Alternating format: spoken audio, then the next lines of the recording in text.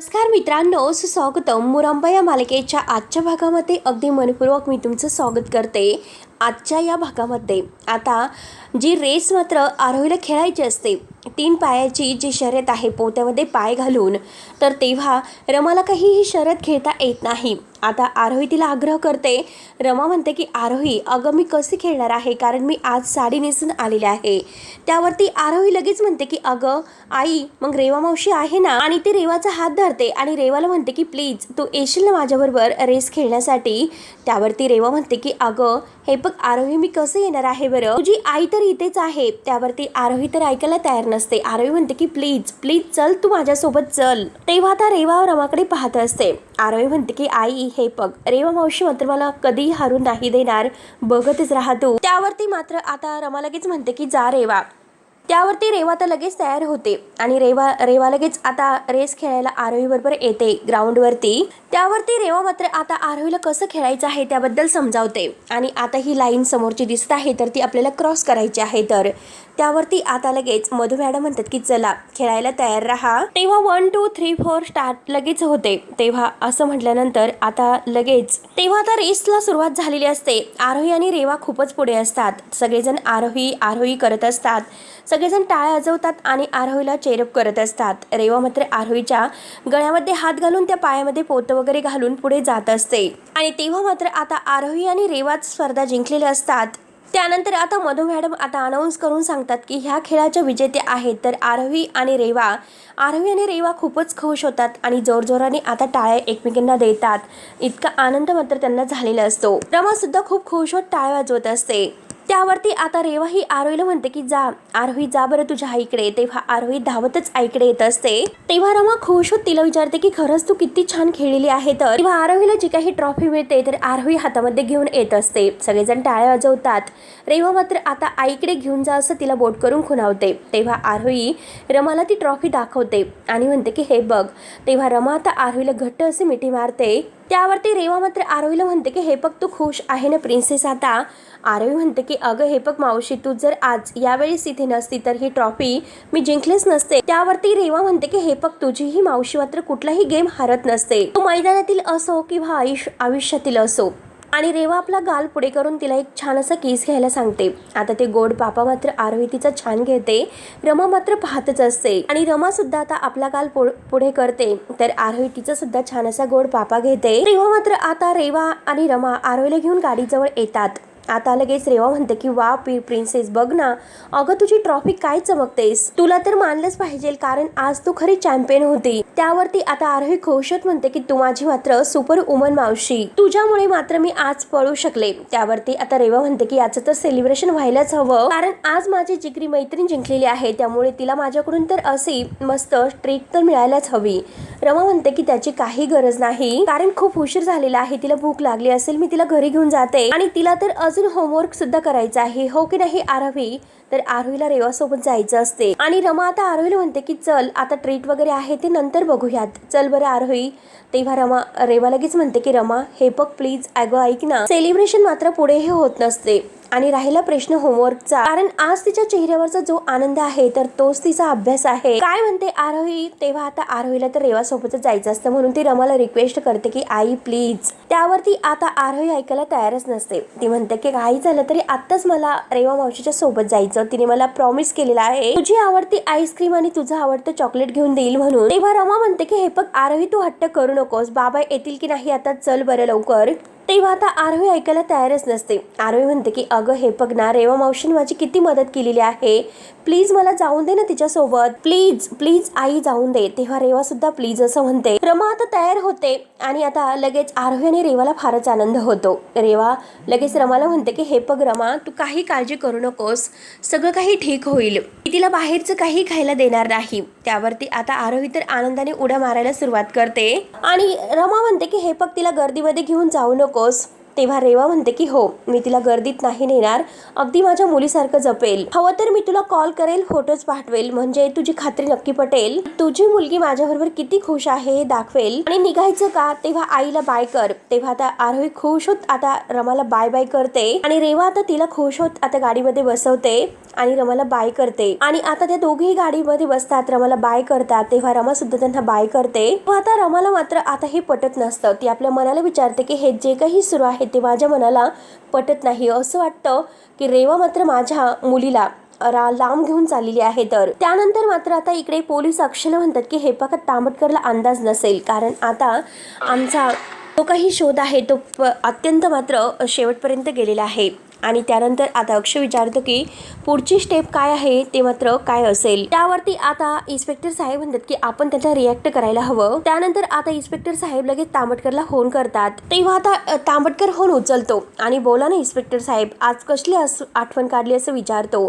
त्यावरती इन्स्पेक्टर साहेब म्हणतात की हे बघा तांबटकर साहेब, एक छोटीशी चौकशी करायची होती, कारण 2 दिवसापूर्वी तुमची माणसं आणि तुमच्या गाड्या कच्च्या रस्त्यातून पाचगणीच्या बाहेर पडल्या होत्या का. त्यावरती तांबटकर म्हणतो की हो, अगदी बरोबर आहे, पण त्यात काही विशेष. आता इन्स्पेक्टर साहेब विचारतात की हायवे सोडून मात्र ते कच्च्या रस्त्यातून बाहेर का पडलेत, मग काही खास कारण आहे का. तेव्हा तांबटकर म्हणतो की हो सांगतो, मुंबई माझ्याकडे एक स्टॉप आला होता आणि त्यांना मात्र अगदी हायवे ऐवजी इकडे म्हणजे डोंगर कपाऱ्यातून काहीतरी ॲडव्हेंचर करायचं होतं. तेव्हा आता नवीन रस्ता शोधणं हा काही गुन्हा आहे का आणि त्या रस्त्याने जाणे म्हणून. तेव्हा इन्स्पेक्टर साहेब म्हणतात की त्या गाड्यामध्ये जे माणसं होती तर ते सामान्य माणसं नसून गुंड प्रवृत्तीचे होते, असं मात्र लोकांचा संशय आहे. तेव्हा लगेच आता तांबटकर हसतो आणि म्हणतो की हे बघा, लोकांच्या म्हणण्यानुसार तुम्ही लगेच संशय घेतात. माझ्या फॅक्टरीचे ते सुरक्षा रक्षक होते ते, आणि ते आता गुंडासारखे दिसत होते. यात माझा काय दोष आहे बरं. कोणी कसंही दिसावे यामध्ये कायद्याचा काही रोख नसतो. त्यावरती इन्स्पेक्टर साहेब म्हणतात की मान्य आहे, पण पाचगणीमध्ये तुमची एकही फॅक्टरी नाही. सिक्युरिटी एजन्सीची माणसं येथे काय करत होती. आणि हे बघा इन्स्पेक्टर साहेब, माझ्या माणसांना कुठे भेटायचं असतं हे तुम्ही ठरवणारे नाही. कायद्याचा काही त्याला अट सुद्धा नाही.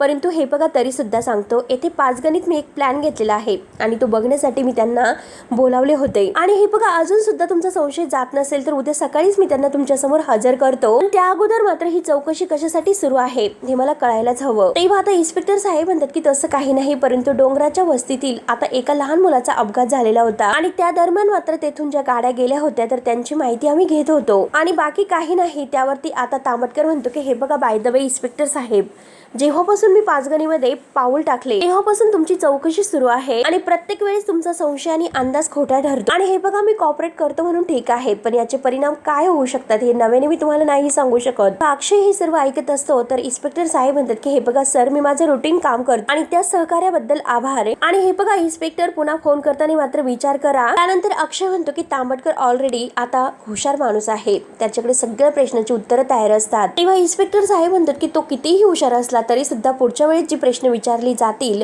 तर त्याची उत्तरं त्याच्याकडे नसतील. काहीतरी पुरावा आपल्या हाती नक्कीच लागेल. तेव्हा आता अक्षय म्हणतो की लवकरात लवकर मात्र काहीतरी ठोस पुरावा हाती लागायला हवा, नाहीतर रेवा आणि तांबटकर यांच्या ट्रॅपमध्ये रमा ही हळूहळू अडकत जाईल. त्या रेवाचं सत्य मात्र समोर आणायचं आहे. त्यानंतर रमा इकडे घरी येते. घरी आल्यानंतर तिला मात्र पूर्णपणे आता रेवा आणि आरोही यांच्यातील जे काही बोलणं झालेलं आहे तिच्या समोर घडलेला प्रकारच आठवतो. आरोही रेवामध्ये किती गुंतत चाललेली आहे तिला समजते. समोर ट्रॉफी आहे तिने ठेवलेली असते टेबलवर आणि ती विचारत पडते. तिचा चेहरा पूर्णपणे पडलेला असतो. अक्षय धावतच येतो आणि ट्रॉफी बघून त्याला खूपच आनंद होतो. ट्रॉफी हातात घेतो आणि म्हणतो की अरे वा, खरंच क्या बात आहे, वाव नाईस. मला पूर्ण खात्री होती की मायलेकी मात्र मैदान जिंकणारच आणि तुम्ही दोघे एकत्र आहात म्हटल्यानंतर तुमच्या समोर कोण टिकणार आहे बरं. तेव्हा आता लगेच वाव वाव आरू लगेच आरूला आवाज देतो. त्यावरती आता रमाचा चेहरा पडलेलाच आहे आणि ती म्हणते की मैदान तुमच्या लेकीने मारलेला आहे, आता तिच्या आईने नाही. त्यावरती अक्षय म्हणतो की म्हणजे स्पर्धेचा नियम तर असंच काहीतरी होता की पालक मुलं एकत्र पळतील म्हणून. त्यावरती रमा म्हणते की हो, परंतु हे बघा पहिली रेस मात्र हारलेली आहे, ती पण ती माझ्यामुळे. माझा साडीमध्ये पाय अडकला आणि मी नाही खेळू शकले, मी पडले खाली. आणि दुसरी रेस आहे तर ती मात्र मी खेळू शकणार नव्हते कारण तुम्ही येणार होतात, तुम्हाला माहिती होतं आणि मी तुम्हाला किती कॉल केले होते, तुम्ही तिकडे नाही येऊ शकलात आणि फोन उचलून तुम्ही म्हणाला होतात की मी कामात आहे. मग मी काय करणार होते, मी तर साडी नेसून गेले होते आणि 3 पायांची शर्यत मी कशी खेळू शकते बरं, आणि पोत्यात पाय घालून कसं पळायचं होतं बरं, म्हणून मला खेळता येणार नव्हतं. आरोही तर खूपच हट्ट करत होती आणि आता ती हारल्यामुळे ती तर माझं ऐकायला तयारच नव्हती. त्यावरती आता रमा इतकी टेन्शन मध्ये घेऊन हे सर्व सांगत आहे तर अक्षय म्हणतो की रमा, अगं रमा काय झालं नक्की, तो तिच्या बरोबर नाही पळाली, मग कुठल्या तरी टीचर सोबत ती पळाली असेल ना. अगं पण रेस जिंकली हे महत्वाचं आहे, तू इतकी पॅनिक कशाला होते. तेव्हा आता रमा म्हणते की नाही, तोच तर प्रॉब्लेम आहे की तिने टीचर बरोबर नाही तर रेवा बरोबर रेस जिंकलेली आहे. रेवाचं नाव घेतल्यानंतर आता अक्षयचा सुद्धा भडका उडतो. तेव्हा आता रमा ही अक्षयकडे पाहत असते आणि म्हणते की ती रेवा बरोबर खेळली, तिने मात्र खूप हट्ट केला होता आणि मला माहिती होतं की तुम्हाला हे अगदी कळल्यानंतर तुम्हाला ते नाही आवडणार. एकतर माझ्याकडे काही ऑप्शन नव्हतं. अरे आरोही ऐकायला तयार नव्हती, नाहीतर ती स्पर्धेतून बाहेर पडली असती. त्यावरती अक्षय खाली बसतो आणि म्हणतो की रमा, तुला कळतं का हे सर्वात तू काय केलेलं आहेस, तू आपल्या मुलीचा कंट्रोल त्या रेवाच्या हातात दिलेला आहे. रेवा मात्र आपल्या मुलीची आई झाली, त्या मैदानात का होईना त्या रेसपुरती ती तिची आई झाली, हे तुला कळते का. त्यावरती रमा म्हणते की असं कसं होऊ शकेल, आरोहीची आई मी आहे आणि रेवा कधीही माझी जागा नाही घेऊ शकत, फक्त एक खेळ होता आणि तेवढ्या पुरताच होता. अक्षय चिडतो आणि म्हणतो की प्रत्येक वेळेस रमा तू त्याच चुका कशा करू शकतेस, तू प्रत्येक वेळेस इमोशनल होऊन समोरच्यावर काय इतका विश्वास ठेवते बरं. म्हणजे हे बघ, बाकीचे विद्यार्थी बाकीचे पेरेंट्स वगैरे आहेत तर तेथे कोणीच तुला सापडलं नाही का, आणि अचानक आलेली ती रेवा ती बरी सापडली तुला रेस मध्ये पळण्यासाठी, आणि तुला आरोहीशी बोलता नाही आले का. त्यावरती रमा म्हणते की हो, मी स्पष्टपणे नाही म्हणणार होते, मी म्हणाले सुद्धा होते, पण आरोही ऐकायला तयारच नव्हती. ती हारली असते आणि पुढच्या स्पर्धेमध्ये ती भाग घेऊ शकली नसती, पडली असती स्पर्धेतून, म्हणून मी नाही म्हणू शकले. त्यावरती आता अक्षय म्हणतो की हे बघ, हरली असती तर हरली असती, ती आयुष्याची रेस म्हणजे नव्हती, समर कॅम्प होता, आणि जरीही आता ही स्पर्धा हरली असती तर काही फरक पडला नसता. आणि रमा तू काय करतेस, काय केलंस, आणि तुला आरोहीशी याबद्दल नाही बोलता येत का, तर मी बोलतो. तुला नाही बोलता येत तर तसे सांगतो, मी माझ्या पद्धतीने बोलतो. म्हणून अक्षय आता आरोहीला आवाज देतो की आरोही आरोही. तेव्हा आता रमाला तर आणखीन धक्का बसतो. रमा आता अगदी शांत आवाजात म्हणते की आरोही घरात नाही. तेव्हा अक्षय आणखीनच रागाने रमाकडे पाहतो आणि आता तो विचारतो की कुठे आहे. आता हळू आवाजात रमा म्हणते की रेवा बरोबर गेलेली आहे. मात्र आता इकडे रेवा ही आरोहीला घेऊन आता फिरायला आलेली असते. मस्त आईस्क्रीम घेऊन त्या दोघी आईस्क्रीम खात असतात. आरोही खूपच खुश असते. रेवा आता आरोहीला म्हणते की वेळ कसा जातो तोच खरंच कळतच नाही. तेवढ्यात आता विशूचा तिला फोन येतो. रेवा फोन उचलते आणि रेवा त्याला सांगत असते की अरे मी आज इतकी हॅपी आहे कारण मी माझ्या बेस्ट फ्रेंड सोबत लॉंग ड्रायव्हिंग साठी आलेले आहेत, आणि आम्ही दोघेही आता एका आवाजात म्हणतात की आईस्क्रीम खातोय. त्यावरती आता तांबडकर म्हणतो की काय बेस्ट फ्रेंड म्हणजे आरोही, आरोही तुझ्या सोबत आहे का. तेव्हा रेवा खुश हो म्हणते. त्यानंतर आता इकडे अक्षय हे सर्व ऐकल्यानंतर आता तर डोक्याला हातच लावून बसतो, एकदम स्तब्ध असा खाली, आणि रमाकडे पाहत असतो. रमा म्हणते की हे बघा, आरोही ऐकायला तयार नव्हती, खूप हट्ट करत होती. त्यावरती अक्षय म्हणतो की हे बघ, तुला मात्र माहिती असेल की ही गोष्ट मला पटणार नाही, मला ती आवडणार नाही, सगळं माहिती असून सुद्धा तू तिला जाण्यासाठी परवानगी दिली. त्यावरती रमा म्हणते की हे बघा, मला माहिती आहे की तुम्हाला आता खूप राग आलेला आहे, तुमच्या सगळ्या प्रश्नांची उत्तर देते, पण तुम्ही शांतपणे ऐकून घेताल का. तेव्हा आता अक्षय म्हणतो की मी कुठे काय करतो, आता हाताची घडी घालतो आणि मी शांतपणे बसलो आहे, सांग नक्की काय सांगायचं आहे ते. रमा आता खूप घाबरलेली असते आणि म्हणते की हे बघा, मी तिला सांगत होते की बाबा येतील, आपण कुठेही जायला नको, आपण घरी जायला हवं आहे. तेव्हा रेवा लगेच आता तिला म्हणाले की आपण सेलिब्रेट करायला पाहिजे. त्यावरती सुद्धा मी नाही म्हणाले, की मी म्हणाले की आता आपल्याला घरी जाऊन होमवर्क करायचं आहे, खायचं आहे, बाबाला भेटायचं आहे. आणि त्यावरती आरोही म्हणाले की आता बाबा घरी आलेले असतील सुद्धा मला रेवा बरोबरच मावशी बरोबरच जायचं आहे. आरोही ऐकायला तयारच नव्हती. मी ती इतका हट्ट करत होती, मी प्रत्येक हट्टाला नाही म्हणत होते, पण ती ऐकायला तयारच नव्हती. ती खूप रडवेला चेहरा करत होती आणि खरंच मला काय करावं तेच कळत नव्हतं. आणि त्यानंतर रेवाच मला म्हणाली की मी तुला थोड्या वेळात अपडेट देत राहील. आणि तेवढ्यात आता रेवाचा आत्ताच फोन येऊन गेलेला आहे आणि आपला मोबाईल मात्र ती अक्षयला दाखवते. अक्षय म्हणतो की अरे वा, म्हणजे रेवा आपल्या मुलीची काळजी घेते, तर आपण एक काम करू की रेवाला येथेच आपल्या घरामध्ये कायमस्वरूपी राहण्यासाठी बोलावून घेऊयात आणि आमच्या मुलीची काळजी घ्यायला सांगूयात, आपला मात्र प्रेशन्स मिटेल. तेव्हा रमा म्हणते की प्लीज तुम्ही असं बोलू नका, मी तुम्हाला म्हणाले ना आरोहीने खूप हट्ट केला होता म्हणून मी काही नाही म्हणू शकले. त्यावरती अक्षय म्हणतो की ते सर्व जाऊन दे, पण आता नक्की ती कुठे आहे, आत्ता कुठे गेले. त्यावरती रमा म्हणते की ते स्ट्रॉबेरी पार्कला गेलेले आहेत आणि तिथून मात्र आणि नंतर ऍडव्हेंचर पार्कला जाणार आहेत. तेव्हा आता अक्षय म्हणतो की आता नक्की त्या कुठे कोणत्या लोकेशनवर आहेत, याचं लोकेशन पाठवायला सांगितले का, नेमकं ते आत्ता कुठे आहे त्याचं लोकेशन आहे का त्यांच्याकडे. आई म्हणून आता तुला एक लोकेशन तरी मागावंसं वाटलं का. त्यावरती रमा म्हणते की मी विश्वास ठेवला. तेव्हा रमा म्हणते की मी आता खरंच म्हणजे समजवण्याचा खूप प्रयत्न केला होता, परंतु आरोही ऐकायला तयार नव्हती. तुम्ही नका उगाच टेन्शन घेऊ, आरोही व्यवस्थित असेल. ती तिकडे रेवाबरोबर मज्जा करत आहे, त्यामुळे तुम्ही कशाला इतकं टेन्शन घेतात. अक्षय तर पूर्णपणे डोक्याला हातच लावून बसलेला असतो. त्यानंतर रेवा इकडे तांबटकरला म्हणतो की आम्ही खरंच खूप मज्जा करत आहोत. तर आता तांबटकर विचारतो की तिच्या घरच्यांना माहिती आहे का ती तुझ्यासोबत आहे म्हणून. रेवा म्हणते की हो. आणि हे बघ रेवा, अगं चांगले आहे, परंतु उद्यासाठी आणि आता नंतरच्यासाठी काही थोडीशी मजा तरी बाकी ठेवा. इतक्या कमी वेळात इतका मोठा प्रवास करायचा नसतो. अपघाताची भीती असते, त्यामुळे डार्लिंग हे बघ आपल्यावर कंट्रोल असायला हवं. मी सकाळी तुला बोललो होतो तेव्हा आता रेवा म्हणते की आय नो विशू, हे बघ डोंट वरी, मी काळजी घेईल माझी. आणि इनफॅक्ट म्हणजे रमाला सुद्धा अगदी पूर्ण खात्री आहे की आम्ही खूप मजा करू शकतो. त्यामुळे तिने दिलेली जी काही आता आहे तर ती सगळ्याची मी खबरदारी घेते. आणि आता मी अगदी खबरदारी घेते की माझ्या हातून काही चूक नाही होणार ते. आणि रेवा आता फोन ठेवते आणि आरोही आणि रेवा एकमेकीबरोबर खूपच अगदी वेळ वाया घालवत असतात, आनंदाने मजा करत. त्यानंतर इकडे अक्षय आणि रमा तर खूपच टेन्शनमध्ये आलेले आहे.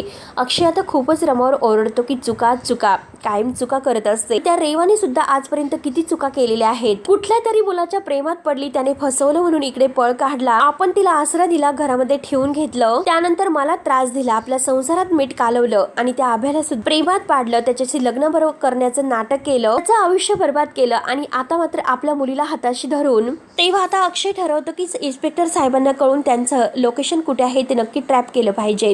तेव्हा आता रमा हे सर्व ऐकते आणि रमा लगेच उठते आणि अक्षयला म्हणते की प्लीज हे सर्व करू नका. त्यावरती अक्षय म्हणतो की का करू नको, मी त्यांना अटक करण्यासाठी नाही सांगत, रेवाचं लोकेशन आपल्याला आता सापडायला हवं. तेव्हा आता रमा विचारते की काय गरज आहे आणि तेवढ्यात रमाच्या मोबाईलवर कॉल येतोय आणि तो रेवाचाच कॉल असतो. तेव्हा लगेच आता रमा फोन उचलते आणि हॅलो आरू, तू कुठे आहे असं विचारते. तेव्हा आरोही म्हणते की आई. आणि रेवा मावशी मात्र ॲडव्हेंचर पार्क जवळ पोहोचणारच आहोत. तेव्हा मात्र आता रमा म्हणते की हे बघ तिकडे जाण्याची गरज नाही, तुम्ही घरी या बरं. तेव्हा हे बघ आई येतोय ग, परंतु रेवा मावशीने मला प्रॉमिस केलेला आहे की ती मला सरप्राईज देणार आहे म्हणून. तेव्हा लगेच आता रमा म्हणते की काही गरज नाही, घरी या. आता अक्षय लगेच म्हणतो की आरू हे बघ जरा तुझ्या त्या मावशीला फोन दे. त्यावरती आता आरू म्हणते की अहो बाबा ती ड्रायव्हिंग करत आहे, तू मला सांग की काय काम आहे, मी तिला सांगते नक्की काय आहे ते. तेव्हा आता अक्षय म्हणतो की तुझ्या मावशीचा फोन आहे, जरा स्पीकरवर टाक, मला तिच्याशी बोलायचं आहे. त्यावरती आरोही म्हणते की थांब मी स्पीकरवर टाकते. तेव्हा जेव्हा रेवा बोलायला घेते तेव्हा नेटवर्कचा प्रॉब्लेम येतो आणि फोन काही आता आवाज म्हणजे त्यांच्यापर्यंत पोहोचत नसतो. आता अक्षय म्हणत असतो की आत्ताच्या आत्ता गाडी मागे घे आणि मागे. त्यावरती आता रेवाला काही ऐकूच येत नाही. आरोही सुद्धा हॅलो हॅलो करत असते. तेव्हा आता दोघंही हॅलो हॅलो करत असतात. तर अक्षय आता रमाला पुन्हा फोन लावायला सांगतो. तेव्हा रेवा आता आरोहीला म्हणते की डोंट वरी, थोड्या वेळाने नेटवर्क येईल. तेव्हा मात्र आता रमा आणि अक्षय पुन्हा फोन लावतात, तर फोन मात्र आता स्विच ऑफ येत असतो नेटवर्क नसल्यामुळे. तेव्हा अक्षयला रमाला फारच टेन्शन येते. अक्षय म्हणतो की आता या रेवाने फोन स्विच ऑफ केलेला आहे, तू सांग की आता काय करायचं आहे. एकतर आपल्याकडे लोकेशन नाही, नेमकं कुठेच नाही, आता हा सगळा कंट्रोल कुणाच्या हातात आहे, सांग नक्की काय करायचं आहे. त्यावरती रमा ही ओरडते की तुम्ही सांगा की कशाला नको तो विचार करतात. दीपक तिचा 6वा फोन आहे आणि तिकडे डोंगराळ भाग असल्यामुळे नेटवर्क नसेल हे तुम्हाला माहिती तर आहे ना. तेव्हा दोघेही खूपच चिडलेले असतात. तर आता आनंद आणि मयुरी तेथे येतात. आनंद म्हणतो की हे बघ अरे अक्षय, चिडून काय होऊन बसणार आहे बरं, आणि हातावर हात ठेवून बसून काय उपयोग होणार आहे. त्यावरती आता अभि म्हणतो की हे बघा मी सांगतो की नेटवर्क नसेल कारण ते डोंगराळ भागामध्ये गेलेले आहेत. तेव्हा आता अक्षय खूपच भडकलेला असतो. अक्षय म्हणतो की अचानक काय झालं, डोंगराळ भागामध्ये असल्यामुळे फोन लागत नाही,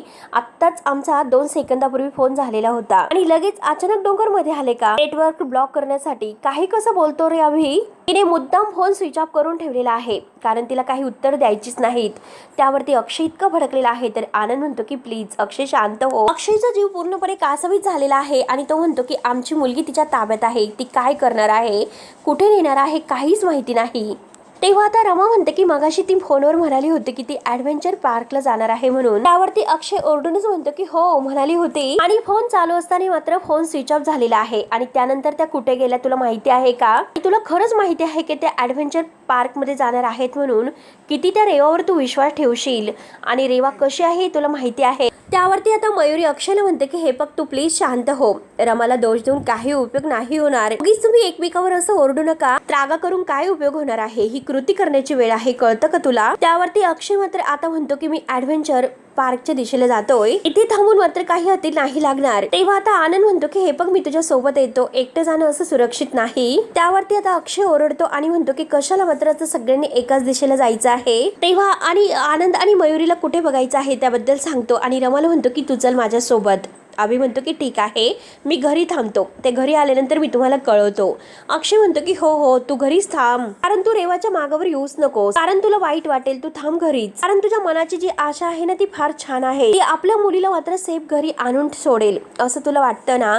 त्यावरती आता अक्षयची चाललेली तळमळ बघून अभि म्हणतो की हे बघ, अरे इतका निगेटिव्ह विचार करण्याची काय गरज आहे. आणि अक्षय रमा आता निघून जातात आणि आनंद मयुरी सुद्धा त्यानंतर. तेव्हा आता सगळे गेल्यानंतर अभि म्हणतो की रेवाचा फोन कसा लागत नसेल म्हणून तू पुन्हा फोन ट्राय करतो. त्यानंतर मात्र आता अक्षय आणि रमा गाडीतून येत असतात. रमाच्या अगदी चेहऱ्यावरचं टेन्शन अक्षय पाहत असतो. आता रमा मनात विचार करत असते, मी जर नाही म्हणाले असते तर रेवाला फार वाईट वाटलं असतं आणि खरंच माझी मुलगी तर माझ्या डोळ्यासमोर तरी असते तर मी नाही म्हणाले असते तर का त्या रेवावर विश्वास ठेवला असेल. आणि मला वाटतच होतं की रेवा मात्र आरोहीला माझ्यापासून लांब करत आहे. आरोहीच्या मनाचा मी विचार केला. आरोहीला असं वाटलं असतं की आईमुळे मी शर्यत हारले आणि आता रेवामुळे जिंकले तर मला रेवाच्या सोबत जाऊन देत नाही. आई म्हणून मी खरंच पूर्णपणे हरलेले आहे. तिची ती छोटी इच्छा सुद्धा मी पूर्ण नाही करू शकले आणि हे सर्व मी काय करून बसले असं मात्र ती विचार करत खूप टेन्शन मध्ये असते. तर अक्षय तिच्याकडे बघतोय. तेव्हा रमा लगेच अक्षयला म्हणते की मी खरंच खूप मोठी चूक केली. जी चूक झाली, मी रेवा बरोबर तिला पाठवायला नकोच होतं आणि त्यावेळेस मात्र मला हे सुचलं का नसेल, मी का विचार केला नसेल. त्यावरती अक्षय रमाच्या डोक्यावर हात ठेवून म्हणतो की ठीक आहे, राहून दे, फार विचार करू नकोस, ती सापडेल. त्यावरती रमा म्हणते की आरोहीला जर काही झाले तर मी स्वतःला माफ नाही करू शकणार अक्षय. त्यावरती अक्षय म्हणतो की काही होणार नाही.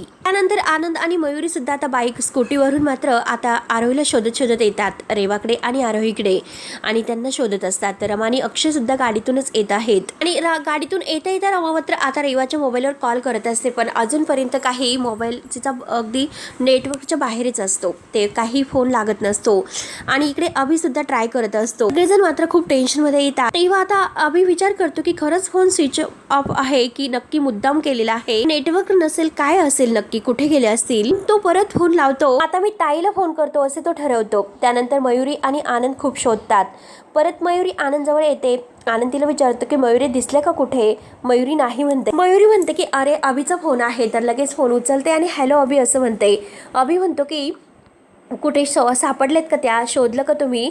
त्यावरती मयुरी म्हणते की हो, अरे सगळीकडे शोधलेलं आहे परंतु अजूनपर्यंत काही पत्ता नाही आणि तू जर घरीच आहेस ना, जर काही कळाले तर नक्की मला कॉल कर. अभि म्हणतो की ठीक आहे, मी घरीच आहे, मला काही कळल्यानंतर मी लगेच कॉल करतो. मयुरी म्हणते की आम्ही सुद्धा आता निघतोय, 1-2 ठिकाणी बघतोय म्हणून आता ते दुसरीकडे बघायला येतात. सगळीकडे मात्र शोधून पूर्णपणे आता थकून जातात. त्यानंतर आता इकडे अक्षय आणि रमा सुद्धा प्रत्येक ठिकाणी शोधतात आणि ऍडव्हेंचर पार्क कोणत्या दिशेला आहे म्हणून तेथील एका माणसाला विचारतात. त्यानंतर मात्र तो दादा म्हणतो की हो, हाच रस्ता आहे आणि आता जो इकडे जाणारा रस्ता आहे तर तो जंगलातून जात आहे. नक्की तुम्हाला कुठून ट्राय करायचं आहे तुम्ही शोधू शकता, कारण इकडचा रस्ता बंद आहे, तुम्हाला आता जंगलाच्याच रस्त्याने जावं लागेल. रमा आणि अक्षयला आणखीनच टेन्शन येते. रमाला पूर्णपणे घाम आलेला असतो. तेव्हा मित्रांनो, हा भाग येथे संपतो. पुढील भागामध्ये रमा आणि अक्षय यांनी मात्र आपला जे काही म्हणजे नवीन फ्रेम बनवून आलेली असते, फोटो फ्रेम, आणि अक्षय रमाला म्हणतो की आपल्या प्रेमाची ही नवीन फ्रेम. त्यावरती रमा म्हणते की हो ना, आपल्या नात्याला कुणाची दृष्ट लागायला नको. तेव्हा आता अक्षय म्हणतो की रेवाची नक्की लागू शकते.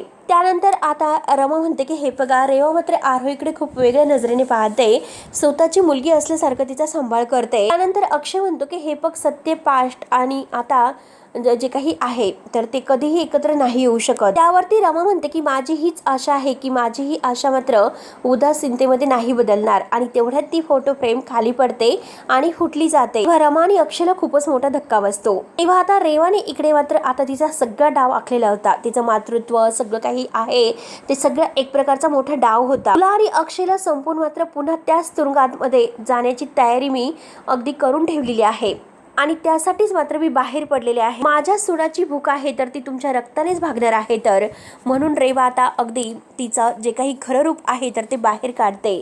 रमा आणि अक्षय इकडे फुटलेल्या फ्रेमकडे पाहत असतात. तर मित्रांनो, पुढे काय होणार आहे बघायला विसरू नका. तोपर्यंत धन्यवाद.